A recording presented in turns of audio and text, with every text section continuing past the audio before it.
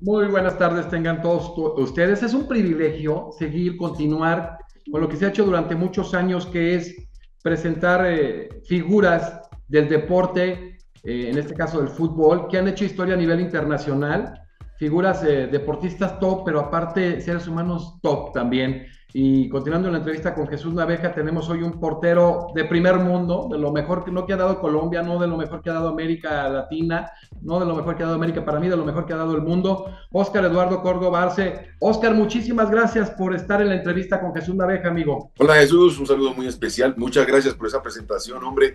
Pues la verdad disfruté mi carrera, disfruté todo lo que hice durante todos estos 20 años de profesionalismo, y lo más lindo es que en ocasiones lo digo, no trabajé, yo disfruté un hobby que me encantaba, que desde niño lo soñaba en realizar, y que el tiempo, las oportunidades me permitieron hacerlo de esa manera. Y vamos a ver cómo sigues vinculado en temas de medios y demás, aportándole al deporte y a la cultura en el mundo. Óscar, platícanos un poco de lo que es tu entorno familiar. ¿Tú naces en qué parte de Colombia, primeramente?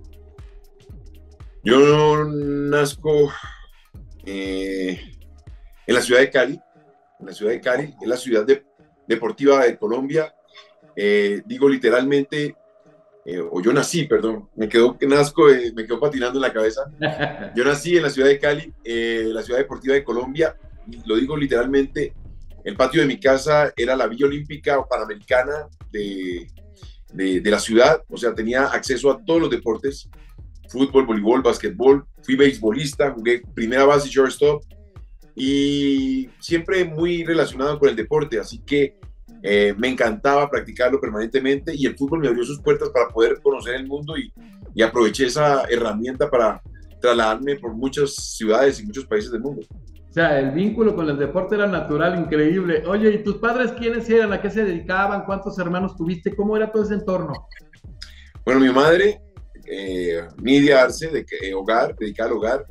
Ella trabajaba en una farmacéutica que hizo base en la ciudad de Cali. Mi padre, un ingeniero, trabajaba en una empresa productora de papeles. Somos digámoslo así, una clase media trabajadora, y nos brindaron una muy buena educación, colegios maristas, religiosos, luego jesuitas, y mi grupo familiar está conformado también por mi hermana Claudia Patricia y Mauricio, que es el último de la fila, pero todos tuvimos las mismas oportunidades. Claro, claro. Oye, Oscar, ¿cómo se empieza a dar todo este tema del fútbol? Porque tenías, como decías tú, la Villa Olímpica, tenías acceso a muchos deportes, cualidades físicas naturales, eso es evidente. Y ¿cómo se empieza a dar que te decantas por el fútbol y en el tema ya más organizado? ¿A qué edad y en dónde? A ver, se entiende una inteligencia motriz que me permitía practicar todos los deportes excepto natación. Nunca pude con la natación, creo que era más fobia que otra cosa.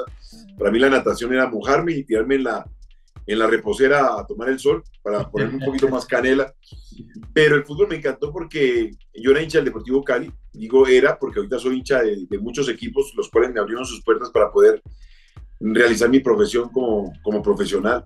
Entonces el arquero era Pedro Antonio Sape, era el arquero del Deportivo Cali, de la Selección Colombia, y en él enfoqué su estilo para poderlo copiar y dentro de mis capacidades también mejorarlo. Oye, ¿cómo se da tu incursión al fútbol profesional, ya primera división? ¿Tú tenías ya en mente eso? Pues hablas de todas estas cualidades que tienen motrices, de esa inteligencia emocional, de que todavía había este vínculo con la Villa Olímpica, tus padres, cómo te conformaron tu familia.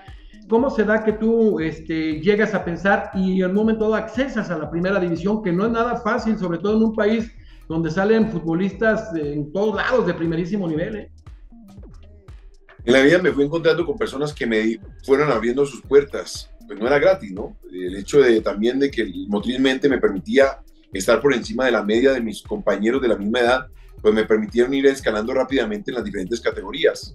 A los 14 años ya estaba atrapando en categoría juvenil, jugando para la Selección Colombia. Bueno, jugando es un decir porque hacía parte del plantel, pero aprendiendo de jugadores que tenían mayor edad que yo, pero me permitían acercarme a las diferentes categorías.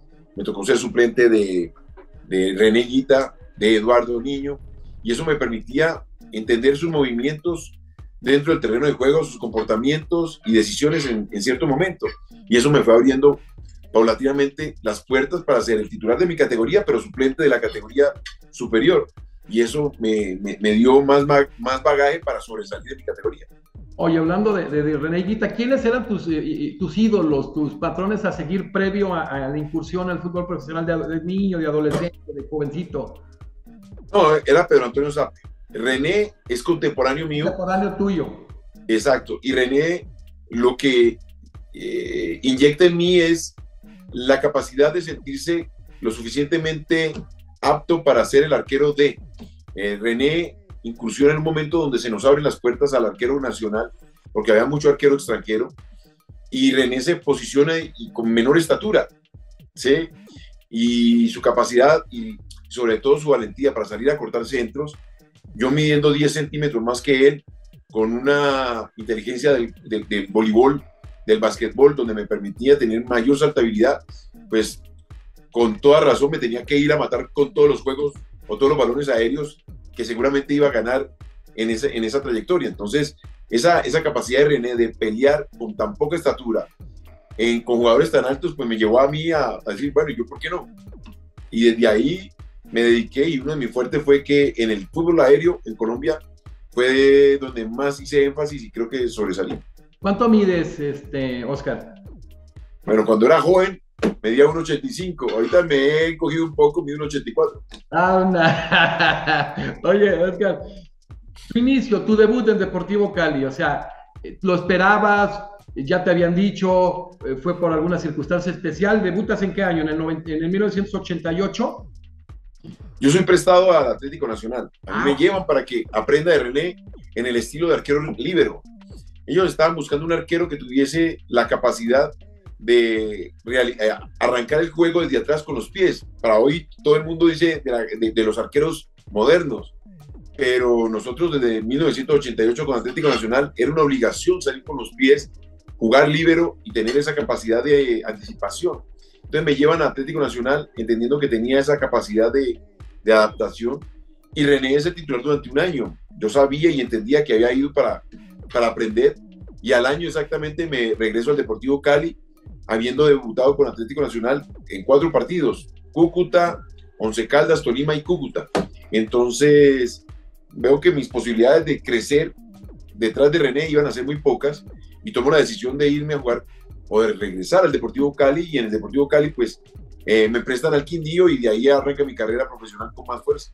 Terminas, estás con Millonarios, están con Once Caldas, con América de Cali, te consolidas en el fútbol colombiano, eres un jugador extraordinario siempre, como dices tú, ves las posibilidades que hay, pero realmente tienes cualidades muy importantes. ¿Qué fue alguno de los aspectos que tuviste que trabajar de inicio? Que decías, se me da la salida, te fallo en esto, tenías muchas fortalezas, pero alguna debilidad que tuvieses en particular, que tuviste que trabajar arduamente. Yo siento que mi mayor debilidad era mi exceso de confianza. Como cuando un chico jugaba en el campo, entonces sentía que tenía capacidad para jugar con los pies, y en ocasiones por ese exceso de confianza me llevaba a pensar en la segunda jugada y cometía el error en esa primera.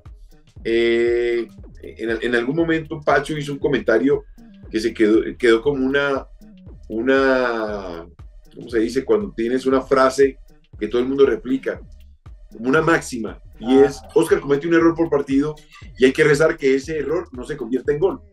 Pero yo creo que todos los arqueros cometemos ese error, solamente que en diferentes momentos. Lo importante es hacerlo cuando no te va a costar realmente el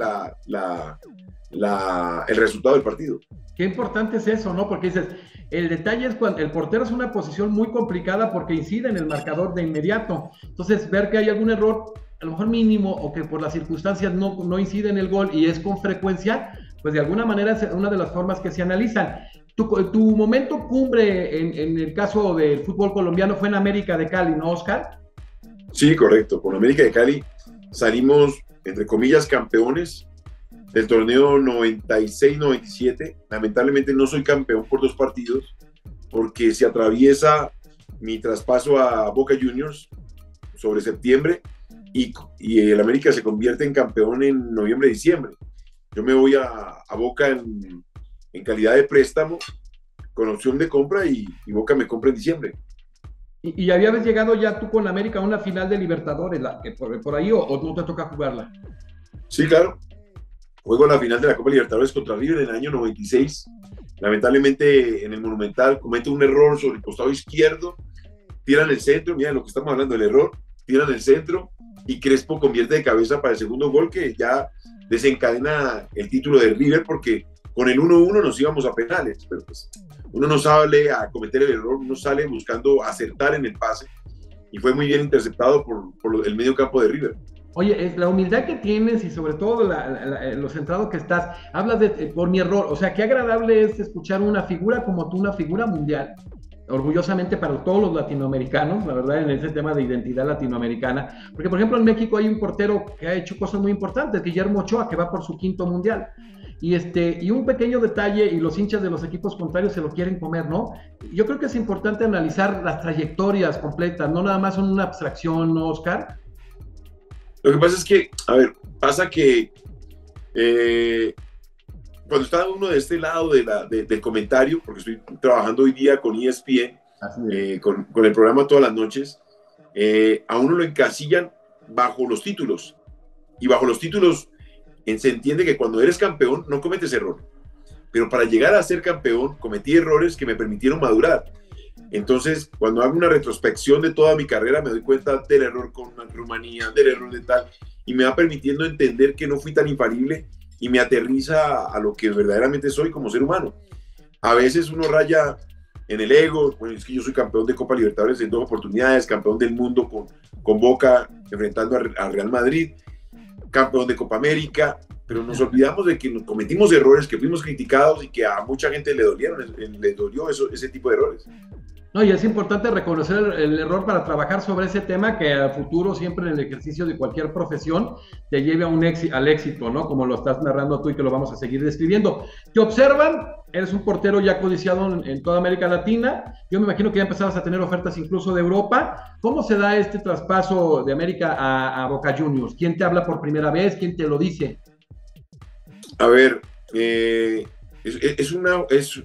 eso me doy cuenta 5 años después de haber debutado en Boca, cuando Mauricio Macri me explica cómo se dio mi llegada a Boca, y fue una jugada donde estamos enfrentando a Bolivia, Platini Sánchez pega un riendazo al palo izquierdo mío, yo vuelo, atajo en primera instancia, pero la bola no sale, sino que hace una parábola hacia el segundo palo, donde yo estaba parado, la bola pasa por detrás de la barrera y yo vuelo a la izquierda, vuelo a la derecha, salto por tercera vez y las mando el tiro de esquina.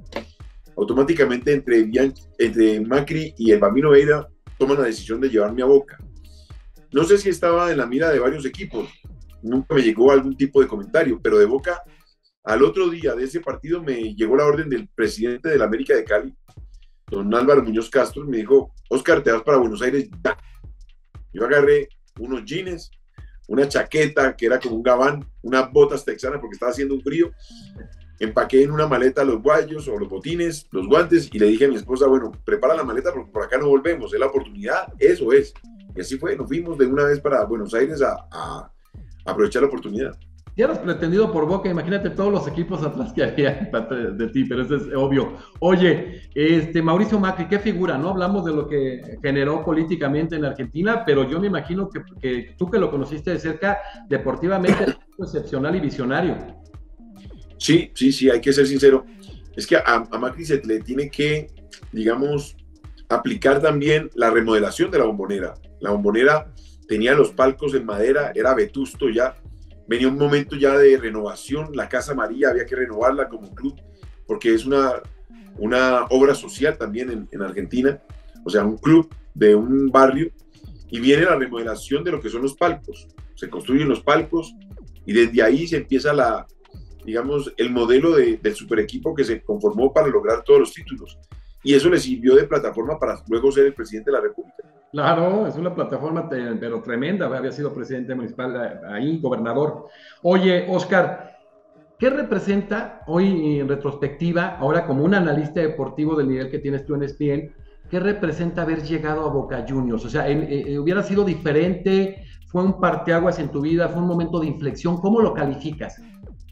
Sí, total. Es un antes y un después. Más allá de mi carrera deportiva, que no era mala, porque con la selección fuimos al Mundial, las cosas no nos salieron tan bien, fuimos a Francia 98 también, Claro. pero Boca indefectiblemente es punto más alto de mi carrera en títulos, en reconocimiento, el reconocimiento que se me hizo por parte de la Conmebol como el arquero más importante de esas dos Copa Libertadores, luego haber logrado la final de Intercontinental con el Real Madrid. O sea, son una cantidad de elementos y de escenarios que me permitieron posicionarme en Sudamérica como uno de los mejores arqueros del continente. Es difícil seleccionar cuando son éxitos que, pues en magnificación es difícil de limitarlos. Pero si yo te dijera, quédate con un momento en esa trayectoria a nivel club, ¿cuál sería tu momento que más disfrutaste, Oscar? Mira que yo creo que el que más disfruté fue la primera Copa Libertadores, porque fue sacarme el clavo de la Copa Libertadores de River, ¿sí? Entonces fue como esa segunda oportunidad que fue bien aprovechada. Luego, el haber conseguido el título frente al Real Madrid, siento que no fue tan importante como esa Copa Libertadores. Sí, es todo un torneo y lo que representa, que de ahí hay una visibilidad tremenda de los jugadores a nivel internacional, sobre todo en el continente europeo, en las mejores ligas, en las ligas top. ¿Qué equipo, cuando tú debutas con Boca, cuáles eran los compañeros que tú tenías, Oscar? Tú debutas el 30 de agosto del 97 frente a Platense. Bueno, ese es el partido oficial por liga. Yo debuto por un torneo internacional día miércoles, pero ese era el mismo grupo. Cambiaría uno o dos, no sé. Pero estuvo conmigo Fabri, que era el central.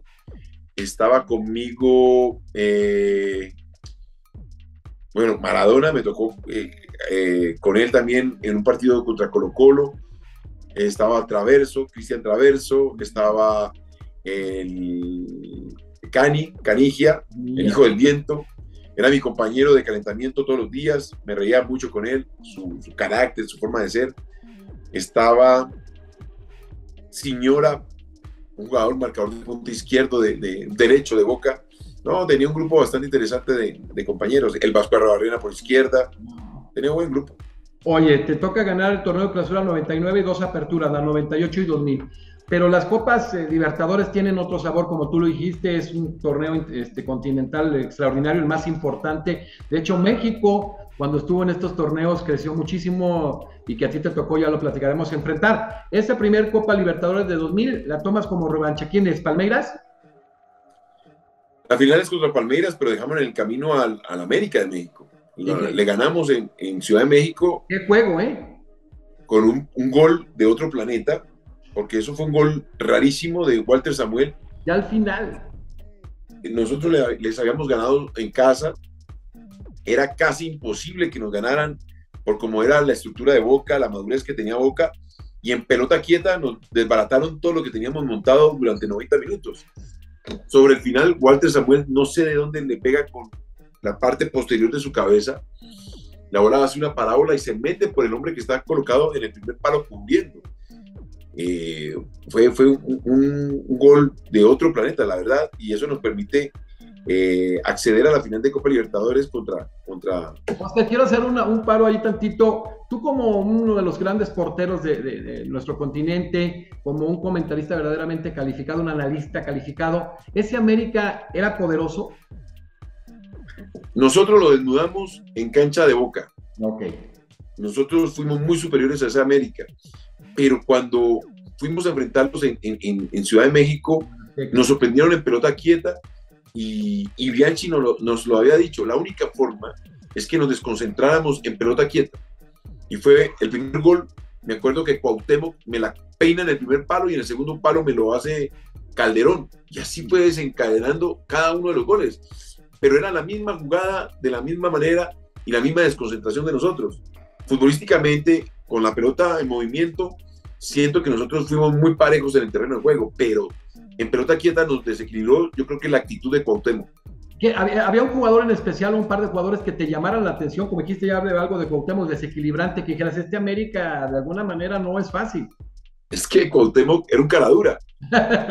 ¿Me entiendes? Te encuentras con esos jugadores que rompen el molde, que no van de la mano del resto, y a nosotros nos miraban diferente. Boca es Boca, donde va y se presenta, Sí, claro.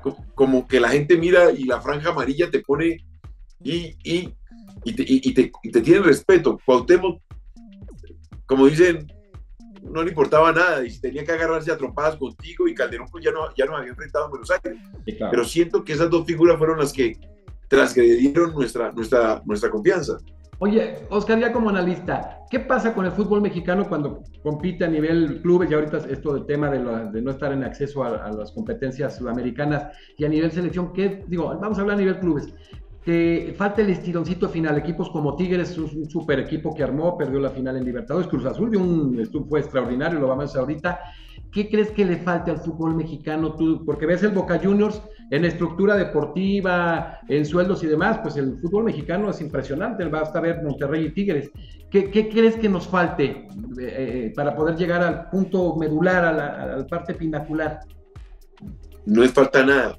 Lo que pasa es que cuando ustedes nos enfrentaban en Copa Libertadores, nosotros estábamos en otro ciclo del torneo, y eso te lleva a que enfrentes de manera distinta la competencia, ¿sí? Importante. Nosotros íbamos arrancando torneo y rematábamos el torneo en el momento que necesitábamos rematarlo de forma correcta. Ustedes, de acuerdo al esquema de torneo, de pronto se estaban encontrando con finales, y estaba esa decisión de mando el primer equipo, mando el segundo equipo, los recorridos que tenían que hacer. Cuando tienes que desplazarte desde Ciudad de México hasta Buenos Aires, a veces te toca ir por Miami o ir a Panamá, y esas escalas te matan físicamente. Entonces, o decides por el torneo local, o decides por la Copa Libertadores o la CONCACAF. O sea, se te encaminan una cantidad de compromisos que tienes que decidir. El jugador mentalmente toma decisiones por prioridades. Pero qué interesante alguien como tú, en todas las vertientes que has tenido en tu vida profesional, que comente esto, y que hay que ver la gente que regresemos, y los de pantalón largo, pues tener asesores como Oscar Córdoba, porque de verdad son puntos finos. Oye, Oscar, esa final con Palmeiras, difícil, ¿verdad? Muy difícil, sobre todo porque tuvimos un inconveniente en casa. Palmeiras nos desnudó de cierta manera en 2 jugadas, quedamos 2-2. Sí. Fue un partido, una batalla futbolística muy linda, donde el Vasco Arruabarrena se puso la capa de héroe e hizo 2 goles sacados de otro partido. Luego vamos a jugar allá en su cancha. Fuimos de alguna manera irreverentes, nos paramos bien en el terreno de juego, sacamos el empate y nos fuimos a penales, pero los teníamos muy bien estudiados. Ese fue el punto a favor nuestro, que nos puso un escalón adelante para tomar decisiones, ver cómo pateaban los penales, quiénes pateaban. Todos son elementos para tener en cuenta. Oye, qué casta de campeón del Boca. ¿Hay algo especial en donde los mentalizan cuando llegan a Boca, y que les dicen, aquí se gana? ¿Cómo los trabajan, Oscar? No. Es llegar a la Argentina. Créeme que cuando tú llegas allá, encuentras que hay jugadores que técnicamente no son superiores a ti, no son superiores al fútbol colombiano y al fútbol mexicano, pero cuando saltan a la cancha son los mejores del mundo, se la creen. Pero es un tema de raza. Yo creo que es un tema yo leía mucho que los argentinos no descienden de Europa, descienden de los barcos. Sí, es cierto. Es algo que ha calado mucho en el argentino, en su necesidad de nuevos horizontes. Mucha gente de Europa se vino y descendió de los barcos con una mano adelante y la otra atrás, y tenían que salir adelante como fuese. Eso fue más o menos Primera y Segunda Guerra Mundial, y desde ahí su necesidad, y ver que en el terreno de juego el fútbol, que es su oportunidad de vida, pues los lleva a un plus que de pronto otros no tenemos. No, qué importante. Por ejemplo, en México, pues cuando vino César Luis Menotti a la selección, hubo un cambio en el tema de mentalidad, y en el caso de uno de nuestros invitados, Andrés Fassi, que lo conoces muy bien, pues también hizo cosas junto con Jesús Martínez en Pachuca, Grupo Pachuca, impresionantes. Ese partido, imagínate las alineaciones: Oscar Córdoba, una muralla, mi amigo. Jorge Bermúdez también, qué jugador. Cristian Traverso, Walter Samuel, que de ahí casi voló a Europa. El Rodolfo Arrubarrena, después de con América. Hugo Ibarra, Santiago Bataglia, Gustavo Barros Esqueloto, Cristian Jiménez, que después vino a México, a la América y a Cruz Azul, donde se consolidó a Pachuca. Riquelme, qué clase de jugador. Berijo. Pero Palmeiras también tenía a Marcos, a Roque Junior, a Ángel, a Rogero, a Junior, a Nemem, a Sampaio, a Galeano, a Alex, a Pena y a Euler. O sea, eran equipos muy, muy fuertes, muy sólidos. Tenían un equipo que no le dolía nada. Ganan esa primera Libertadores, llegan a su segunda Libertadores, ya era tu tercer Copa Libertadores, estabas empatado 1-1. Y esa Libertadores también fue sensacional, Oscar.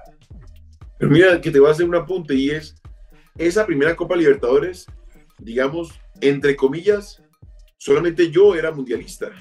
El único. ¿Me entiendes? Ahora cuando tú dices Riquelme, No, Walter Samuel, eran muchachos que recién estaban alumbrando en el fútbol profesional argentino. ¿Me entiendes? O sea, cuando vamos a enfrentar la segunda Copa Libertadores, ya éramos campeones de Copa Libertadores y ya las credenciales eran distintas. Otro temple, sí, claro. Entonces, en ese lapso de tiempo nosotros obtenemos el récord de partidos ganados en línea con Boca. Creo que fue sin perder, alcanzamos 44 partidos, si mal no estoy. Entonces ya era un equipo con un rótulo totalmente distinto. Pisábamos las canchas de diferentes países y ya la gente iba casi que a pedir autógrafo al equipo campeón de Copa Libertadores. Entonces nosotros nos aprovechábamos de eso y el único que nos plantó duro fue Cruz Azul, que nos ganó en la Bombonera. Que la verdad, esa final fue dramática. Honestamente, ese Cruz Azul, para mí, un equipo de época, qué equipazo, ¿no? Muy bien dirigido por José Luis Trejo, que se formó en Alemania, pero tenía jugadores sensacionales que han venido pasando aquí por la entrevista, el Conejo Pérez, que tú lo recuerdas, también. Valencia, Cardoso, José Saturnino Cardoso, Galdames, mexicanos muy, muy valiosos, por ejemplo, estaba Don Juan, estaba Melvin Brown, o sea, muchísima gente, o sea, era un muy buen equipo ese Cruz Azul, como lo dices tú, Oscar. Es que nosotros les ganamos en el Azteca 1-0, gol de Delgado, y nosotros dijimos, no, esto aquí en la Bombonera ya está listo. Teníamos una celebración, y ustedes no se imaginan, cuando termina el partido 1-0 abajo, la celebración se nos fue al carajo. Teníamos que apretar para poder ganarles en los penales, que no teníamos referenciado en lista quién pateaba. O sea, pero fíjate, ese Cruz Azul, bueno, saludos a los Mendizábal, uno presidente y otro auxiliar, Guillermo y Marco. Pero ese juego en la Bombonera fue histórico, ¿no, Oscar? O sea, la manera en que se paró Cruz Azul es muy meritoria. Es que no se nos defendió, nos atacó. Es que ese fue el problema. Nosotros pensábamos que Cruz Azul se nos iba a meter atrás y cuando nos encontramos fue con un Cruz Azul muy, muy agresivo que nos copó espacios y no nos dejó movernos de forma correcta como estábamos acostumbrados a hacerlo. Que ese Cruz Azul ya había eliminado a Rosario y a River, o sea, era un equipo que tenían antecedentes de todas maneras que era complicado, ¿no? En los penales, ¿no tenías esas referencias? ¿Qué pensaste en ese momento, Oscar? O sea, ¿lo sentías parejo, siendo franco, ya conociendo a Oscar Pérez, que es un histórico de México, que hizo un mundial sensacional? ¿Sentías ventaja? ¿Cómo lo sentías? ¿El ambiente? ¿Cómo sentías en ese momento? ¿No pensabas realmente nada? Mira, contra Palmeiras, digamos que yo tenía una ventaja y era que había podido ver los penales que tuvieron ellos en la semi. Pero en esta oportunidad me acerco a Bianchi y me dice, Oscar, no tenemos referencia, realmente no teníamos referencia. Te toca aguantar lo que más pueda y utilizar toda la potencia y puro reflejo. Sabía que al frente tenía a Conejo, ¿sí? Que si yo tengo potencia, ese tiene el doble de potencia dinámica en el momento de saltar, de atajar. O sea, te está viendo, era bastante... Un saludo a mi buen Conejo. No, él sabe que lo admiro. Para la estatura que él tenía, en la forma en que él se comportaba en el arco, la potencia que tenía, los reflejos que tenía, era difícil competir contra él en ese momento. Oye, ese Conejo bajito, realmente hay una fotografía que te voy a mandar el programa, donde él salta y con el pie le pega al travesaño, o sea, impresionante ese Oscar Pérez. Pero hoy, bueno, vamos a cerrar porque vamos a entrar al cierre como jugador de selección, que es importantísimo. Fuiste mejor portero de la Libertadores en el 2000, fíjate nada más, parte del equipo ideal de América en el 2000, tercer mejor jugador de América en el 2000, o sea, mejor portero de Copa Libertadores 2001, mejor portero de la Copa América, ahorita vamos a ver en la selección 2001, Primer y único portero en la historia de la Copa América en mantener la portería en cero perfecta en 2001. Parte del equipo ideal de América 2001. Segundo mejor jugador de América 2001. Segundo mejor portero del mundo. Oye, Oscar, yo sé que me vas a decir muchas cosas porque eres un tipo muy centrado y muy humilde, pero qué difícil es tener pies en el suelo con todos esos logros. ¿Cómo lo lograste? Mucho trabajo, hambre de gloria. Nos encontramos con un técnico que nos exigía en cada entrenamiento, que nos hacía respetar el trabajo de los demás. Siempre cuando empezábamos cada temporada nos llevaba y nos decía, bueno, ¿cuántos títulos vamos a ganar esta temporada? Nosotros decíamos, bueno, Copa Libertadores, torneo doméstico, son 2, apertura de clausura, bueno, con que ganemos 1 o 2, no, vamos a ganar 7. ¿7 de dónde? Apertura, clausura, Copa Libertadores, Intercontinental, mejor técnico, mejor arquero, mejor goleador, tenemos que ganarlo todo, no dejarle nada a nadie. Y así salíamos a competir, así nos preparábamos en cada una de las pretemporadas. Oye, Oscar, ¿qué porteros asignaron a nivel clubes? Digo, ya decía Bianchi de cajón, tu vida como jugador de fútbol y tu vida cotidiana, o sea, tu vida diaria. ¿Quiénes fueron los que te asignaron y en qué? Yo soy muy claro, para mí yo tengo 2 padres futbolísticos que son Maturana. Pacho. Es una persona que me enseñó mucho desde su comportamiento, desde sus frases. A Pacho hay que tenerlo y saberlo leer. Una persona que lee mucho y que de verdad te manda mensajes que cuando uno los sabe interpretar, entiende perfectamente hacia dónde va dirigido.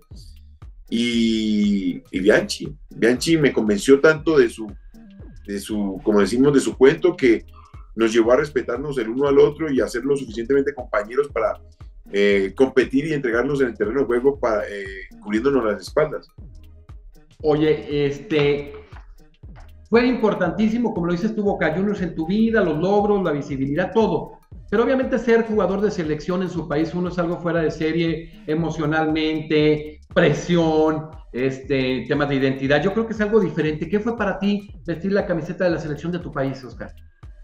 Es que la selección de por sí ya es un honor vestirla. Si tú has trabajado tanto para estar ahí, tienes que exigirte lo suficiente para mantenerte ahí. Y tuve la fortuna de competir con 2 grandes arqueros, bueno, ya 3, porque René pues tuvo una lesión y lo sacó de carrera, pero me tocó competir contra Farid Mondragón y Miguel Calero. Todos ustedes saben las grandes trayectorias que tuvieron estos 2 deportistas. Farid en Independiente, posteriormente en Europa, fue compañero mío de país, entre comillas, con Galatasaray, yo con Besiktas. Farid tapó en Alemania, tapó en Estados Unidos.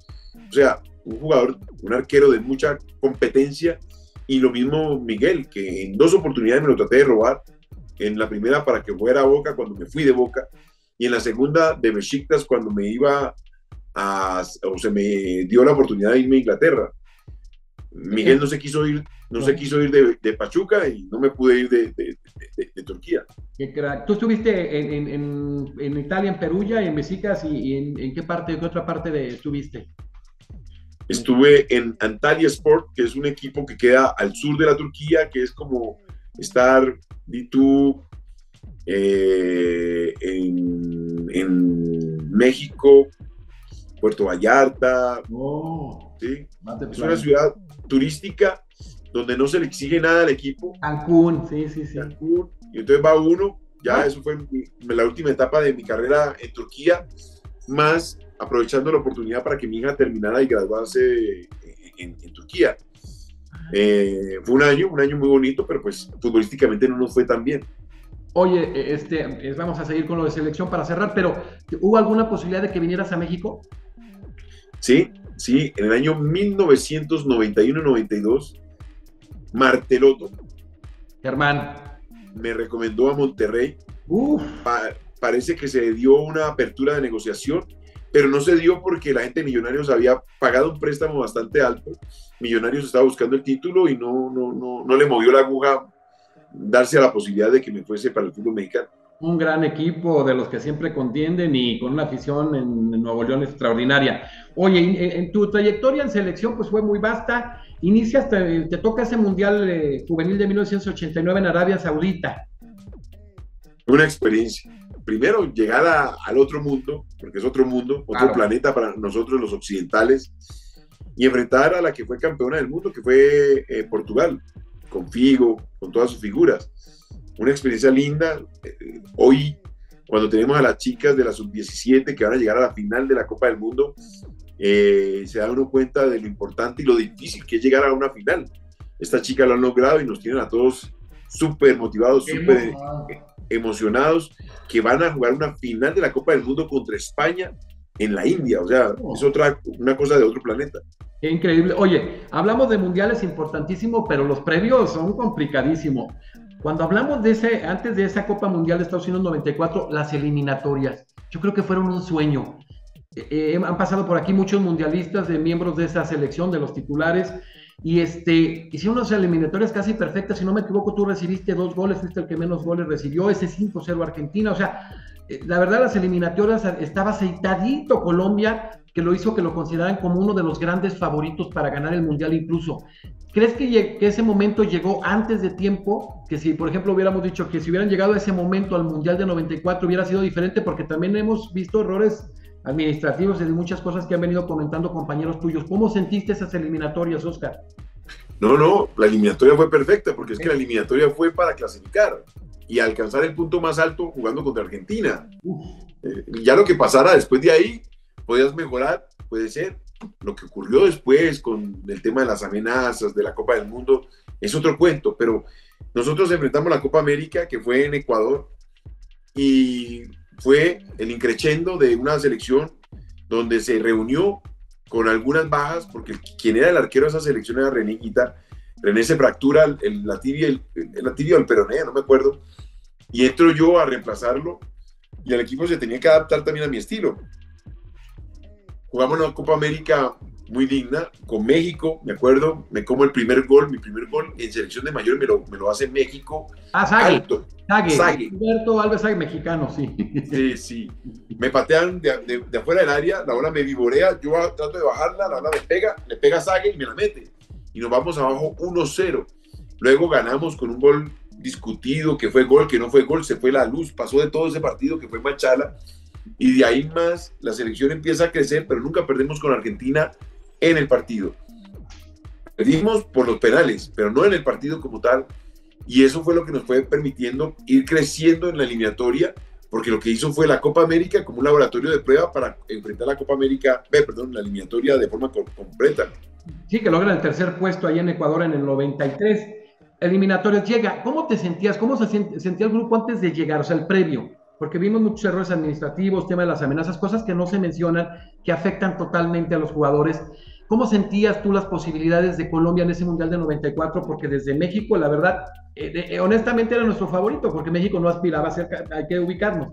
Y ese Colombia emocionaba e ilusionaba. Pues mira, lo que pasa es que cuando uno dice errores administrativos, los técnicos pidieron partidos y por los partidos pagaban. Y esto, el fútbol es un negocio. Claro. En esa época se manejaba de una manera distinta, no habían fechas FIFA. Solamente tú decías, necesito a los jugadores y te los prestaban. O sea, se dieron una cantidad de cosas que nos permitió a nosotros creer y crecer en confianza, y esa bola de nieve nos atropelló en el momento de enfrentar el Mundial. Pero siento que contra Rumanía no se jugó tan mal. No. La figura fue Stelea, Hagi y Radishoyu. Fueron 3 puntos neurálgicos que nos batieron en el partido como tal. Estados Unidos ya viene viciado por las amenazas, que si a ti llega alguien y te amenaza, ya de por sí mentalmente eres otra persona. Tu confianza en lo que sabes hacer, en lo que has sabido hacer durante toda tu vida, queda en duda. Y eso fue lo que nos pasó con Estados Unidos, porque luego vamos con Suiza y le ganamos. Pero el punto más duro fue con Estados Unidos. Sí, por lo que venían viviendo. Rumanía, un estilo parecido a Colombia, de buen toque, de buen pie. Les tocan los 2 mundiales, ¿verdad?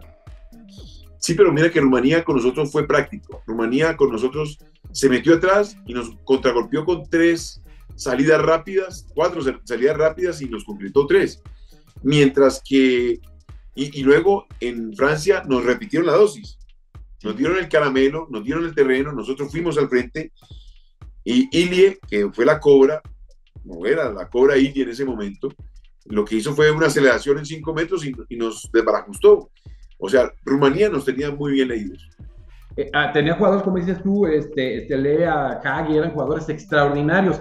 ¿Cómo sentiste Estados Unidos? que realmente hubo factores externos, pero ¿cómo sentías esa selección? Obviamente, la verdad, no era superior en nada a Colombia.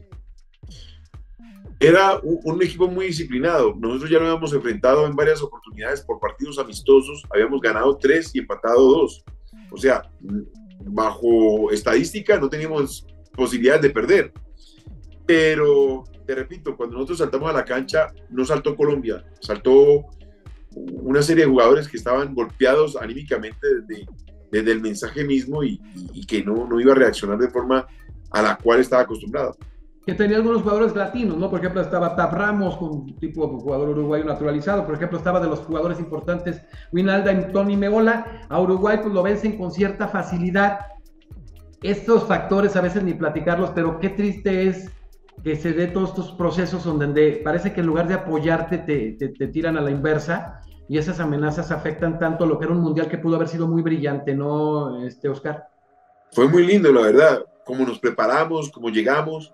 Había mucha alegría en el grupo y eso fue desmoronando la confianza, que fue lo más difícil. En el siguiente mundial te toca en otro posicionamiento, tienes un mundial complicado, pero viene el del 98 de Francia. ¿Con qué momentos te quedas? Acá te tocó un grupo muy difícil, otra vez Rumanía, te tocó Inglaterra. Si yo te digo, Oscar, a nivel pues, Copas América, que estuviste en 3 Copas América, la del 93 de Ecuador, la de Uruguay de 95 y esa que de 2001, que para ti tiene un peso muy importante y para todo Colombia, ¿con qué momentos de la selección te quedas? Si yo te digo, escoge 3 momentos de la selección de Colombia que fueron importantísimos para ti, para Colombia como país y para nuestra América Latina, ¿con qué momentos te quedas a nivel selección, Oscar? Mira, yo con la selección me quedo con la clasificación a Estados Unidos. Extraordinaria.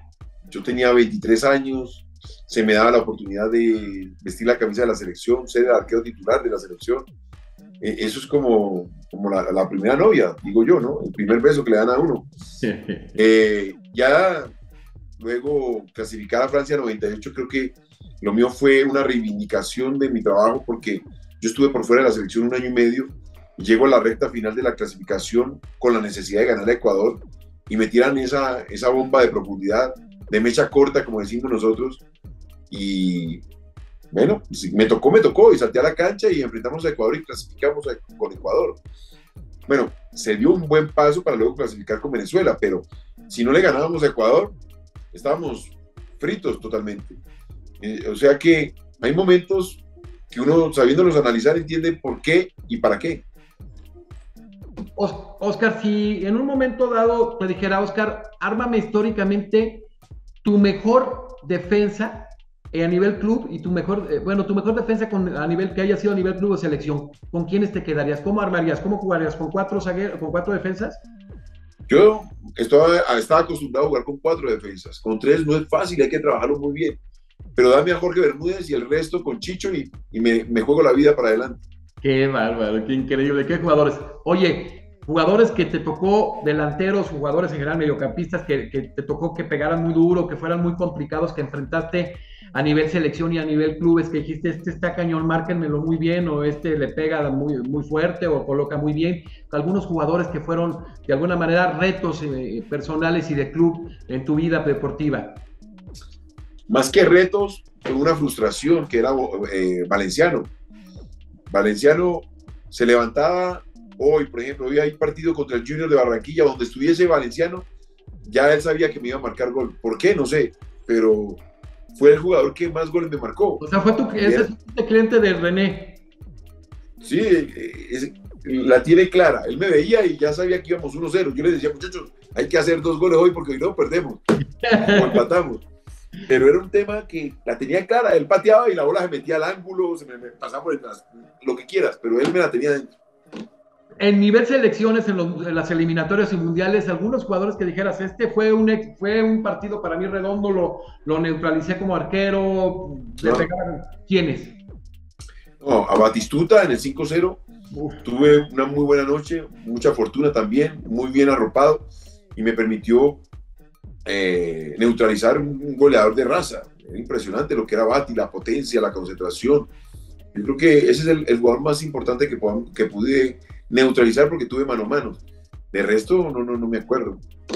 Oye, Oscar, tú como voz calificada, como jugador, como analista deportivo, como parte de esas selecciones muy importantes de Colombia, ¿cuál es la perspectiva? ¿Hacia dónde va Colombia en el cambio generacional o qué podemos esperar en momentos futuros? Porque lo vimos contra la selección mexicana en un amistoso y se ve un cuadrazo. Colombia tiene muy buen futuro, hombre. Siempre ha tenido futuro. Yo creo que hemos sido escépticos en el sentido de que las derrotas nos convertimos en los más malos y cuando ganamos somos los más buenos. Así es. No tenemos ese punto de equilibrio que nos permite entender que el fútbol es competencia y que el rival compite para ganar. Creo que tenemos un futuro espectacular. Cada día van saliendo nuevos jugadores con diferentes características. El error que cometemos es comparar y decir, este tiene que ser como el Pío Valderrama o este tiene que ser como Falcao, ¿no? Cada uno es diferente y mejor en su estilo, entonces disfrutarlo. A ver, ¿quién pensaba en un jugador como Luis Díaz? Nadie, claro, con esas características.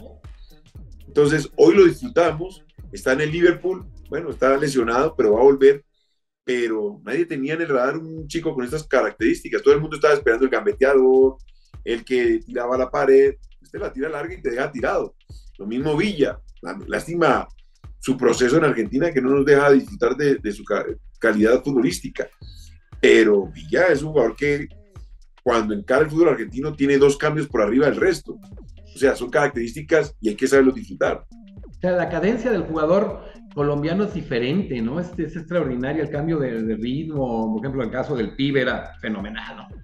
De algunos, la cadencia del Pibe era, qué sé yo, 65 RPM, mientras que Villa, Luis Díaz van a 120 RPM, a diferentes velocidades. Lo importante es disfrutarlo dentro de su estilo y no esperar encontrar el jugador con esa cadencia, ¿sí me entiendes?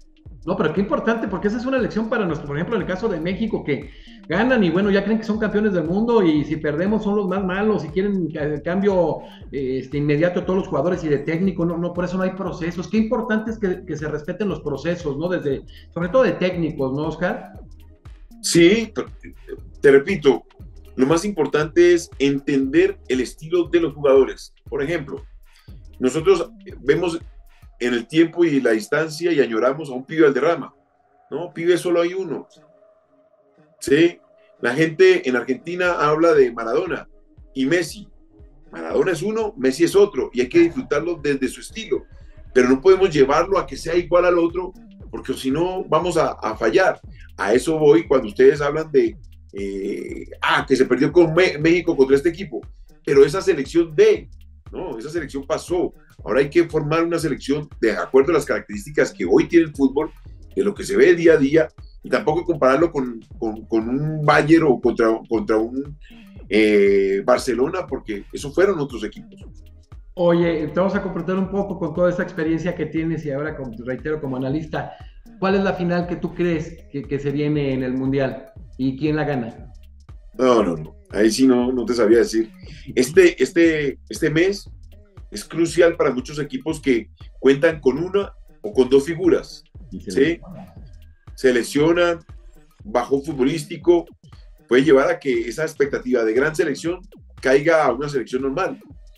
¿Sí? Francia en este momento ha perdido 3 jugadores titulares del Mundial y hay que ver cómo los va a reemplazar. Que tiene calidad, claro, pero los va a reemplazar de una manera distinta por su estilo, que es distinto. Nos reestructuramos la pregunta. ¿Tus contendientes para el título? Mira, Bélgica me encanta. Sí, pero... Con De Bruyne ahí, como maneja los partidos, parece que fuera lento, pero ese muchacho va a otra velocidad. Inglaterra no me alcanza a convencer. Argentina, la escaloneta de verdad, para el fútbol, creo que es un refresh de lo que se había perdido en esa Argentina que todos conocíamos. Brasil con su alegría siempre va a ser un equipo para tener en cuenta y tenerlo como favorito. Alemania no sé, a veces sí, a veces no. Yo creo que esto del Mundial está muy, muy complicado. Bueno, me interesa mucho tu opinión. México, ahora los medios de comunicación, bueno, ya han generado un ambiente de plano definitivo de derrota, ¿no? De que no pasa primera fase, etcétera. ¿Tú cómo ves a México a la distancia? Yo veo 2 Méxicos. El México del primer tiempo que salió y fue arrollador contra Colombia, y esa es mi medida. y luego el México que fue arrollado por Colombia sin ningún tipo de entendimiento, con una selección que ni siquiera había entrenado. Entonces, no te podría dar un concepto exacto de ese México para decirte, mira, para mí van hasta acá o hasta allá. Ojo, se pueden equivocar o nos podemos equivocar, pero es que fue dos monedas distintas. Sí, muy gitano, muy volátil. Oye, pues te quiero agradecer, te queremos agradecer desde el programa tu presencia. Un gusto, es un orgullo, han pasado figuras extraordinarias de todo el mundo. Un campeón de Libertadores a nivel continental, campeón con el Boca Juniors, equipo de referencia en Colombia, seleccionado en 2 mundiales, ganador de Copa América, jugaste 3 Copas América, ahora analista en ESPN y otros medios de comunicación muy importantes. Me da muchísimo gusto y la verdad es una continuación del programa donde tuvimos a Andrés Fassi, que tú lo conoces, estuvo Carlos Muñoz, español de primerísimo nivel, Humberto Romero en México, importante, López Arza, Luis Herrera, tu compañero, el zurdo López, y ahora que tenemos a ti, viene Valenciano, viene Leonel Álvarez, viene Jorge Rodríguez de México, mundialista, David Rangel, Olarticoechea, campeón del mundo, Fernando Alves, otro de los grandes arqueros, y esperamos que nos pueda atender, estar con nosotros también Gabelo Conejo. De verdad es un gusto tenerte, que quiero pedir un saludo para la afición mexicana, nos ven gente de fútbol de todo el continente y de Europa incluso. Pues un saludo en especial ahora a la afición mexicana que te ve con mucho cariño, con mucho respeto. Los misma gente de Cruz Azul saben que fuiste un factor en un momento importantísimo. México llegó a 3 finales de Libertadores, Cruz Azul, Guadalajara, Tigres, ganó la Sudamericana con Pachuca, muy buenas participaciones, el crecimiento fue importante. Un saludo a toda la afición mexicana, por favor, Oscar. Bueno, les mando un saludo muy especial, el agradecimiento, sobre todo a cómo acogieron a mi hija, a Vanessa, que jugó en Querétaro. Tuve la oportunidad de ir a visitarla. Impresionante Querétaro, una ciudad espectacular. Y sobre todo futbolísticamente, cómo apoya el fútbol femenino, que hoy día hago parte de esas voces que llaman a la gente a que el fútbol no tiene géneros. El fútbol es un deporte como todos y todos lo podemos practicar de forma distinta. Oye, qué bonita ciudad, colonial, la ciudad de las más seguras junto a Mérida. Aprovecho, ahí vive mi hermana, la más pequeña, Liliana Naveja y Esteban González, pues mandámonos un saludo, mi Oscar, le va a dar mucho gusto a Liliana. Bueno, hombre, que disfruten esa linda ciudad, clima espectacular, o sea, todo ideal para que mi hija se adaptara perfectamente. Ahora volvió al fútbol colombiano, pero seguramente con mucha añoranza a lo que vivió en México. A regresar a Querétaro, también a Dani, mi sobrina. Oye, Oscar, muchísimas gracias, un privilegio, te vamos a despedir y voy a estar un minuto fuera del aire contigo. Despedimos hoy a, la verdad, un portero extraordinario, un portero excepcional, Oscar Eduardo Córdoba Arce, ya saben su trayectoria, la vieron a lo largo del programa, y nos vemos en la siguiente entrevista con Raúl Arias, un técnico también de primerísimo nivel, campeón con Necaxa, 3er lugar en el primer mundial de clubes con Necaxa, un técnico extraordinario, un hombre muy estudioso, y muchísimas gracias a todo nuestro auditorio. Gracias.